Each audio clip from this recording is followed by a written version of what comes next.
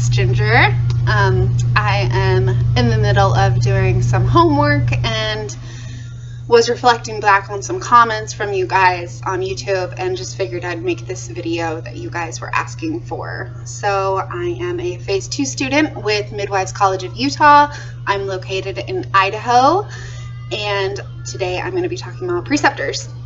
My kids are playing, so if they come in, you know, that's the life of student midwife, juggling homework and kids and life. So yes, questions about preceptors, finding them, discerning who you should work with, any red flags. If you guys watched my previous video, you'd see that I got into a really toxic situation with a really bad preceptor and learned a few things. So now I can share those things with you guys. All right, so finding preceptors. MCU does not assist with finding preceptors. I know Bastyr University has a great program where they help you find preceptors, and other schools, midwifery schools in the United States, will assign preceptors to you. But I really like that MCU will help you to discern how to work with a preceptor and how to have conversations with preceptors and contracts for preceptors. So at MCU, you have a house mentor, and they actually can give you the spreadsheet of people who are looking for students. So midwives can submit to MCU that they're looking for a student, and there's a whole spreadsheet of those people, so you can find them. There's also Facebook groups like the Midwives for Hire. There's Hearthside midwifery students, something like that. If you just look up student midwives, I should just pop some of those links down in the description box. Those are great places for midwives to post when they're looking for students. And then what I really like to do is, if you're not moving for a preceptor, gather a list of all the midwives in the area and just send out some emails. You know, hey, this is who I am. I am a student midwife. Even if you're not in school yet, you know, say, I want to be a midwife. And I was inquiring about being a student with you. What does that look like? Are you looking for students? When do you think you'll be looking for students? Can I talk to you? So those are some things you just got to put yourself out there. Midwives know that we need more, so they're usually looking for students. Some midwives want you to pay for them to teach you. I have never worked with a midwife like that, and I don't think I would, just because it's already expensive enough being a student midwife. So you can ask that question. Most of the midwives don't require you to pay because you are working. You are being taught, but you're also doing a lot of work. So that's something to ask. Let me think. So some things to look for whenever you're talking to a midwife about a student position is, do they bad talk other midwives? If they are not working with other midwives in the area and all they have is negative things to say about every other midwife, you probably don't want to work with them, because they're probably going to bad talk you as well. If they're talking bad about clients, if they're talking bad about past students, you're not that special to them. They will do that to you as well. So red flag number 1. Red flag number 2, is their business organized? Go to their birth center, or if they are a home birth midwife, ask to look at some of their equipment and see how organized it is. I know the midwife I worked for, her business was not organized. She had stacks of papers everywhere. Her home birth equipment was in shambles in one of the guest rooms, and it just was not very organized at all. So that's a red flag number 2. You want to work for a midwife that you could see yourself being. So you really want to look up to them and admire them, and if you want to work for a midwife, like I said, that you would aspire to be. Red flag number 3. What is their transfer rate? You know, they may or may not necessarily be honest about their transfer rate, but you can ask, what's their transfer rate? If they have excuses for their transfer rate, that's a red flag as well.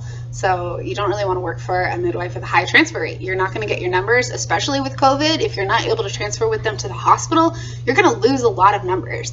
I know I spent a lot of hours with some clients in labor, and I couldn't count them at all because they ended up transferring to the hospital. And then they still have vaginal deliveries, but I couldn't go with them because this midwife's transfer rate was so high. Number 4 for red flags, boundaries. Do they have boundaries with their personal life and with yours? Are they constantly calling you to talk about their drama in their life? Are they constantly reflecting onto you, asking you personal questions and then trying to decipher them or almost play a psychologist?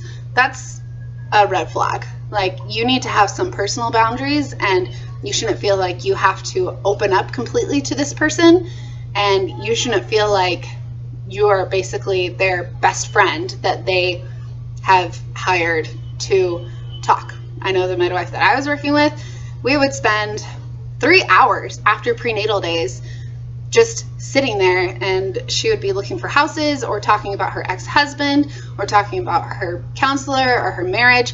And it was such a huge waste of time. Like, I could have been spending time with my family. I could have been doing homework.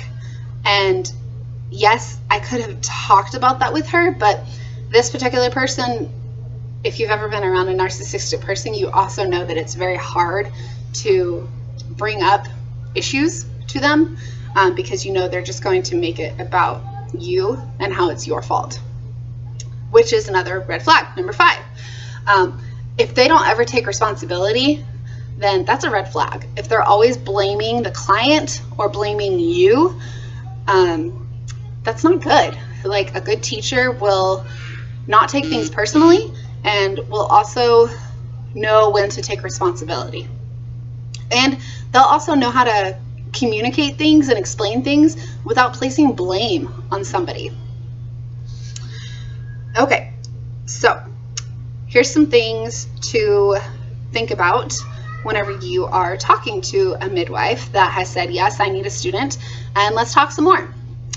You can ask for references from past students. So just kind of talk about, like, how many students have you had?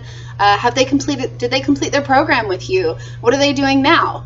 And then you can ask for phone numbers from them, because if there's nothing to hide, they should feel completely fine and happy to share that information with you. And then you can contact those students and say, hey, how was working with her? Was she a good teacher? What were some things that you really loved about her? Just questions like that. Just get a vibe. They'll tell you. If past students will warn you if there's something to be warned about. And so just take that to heart.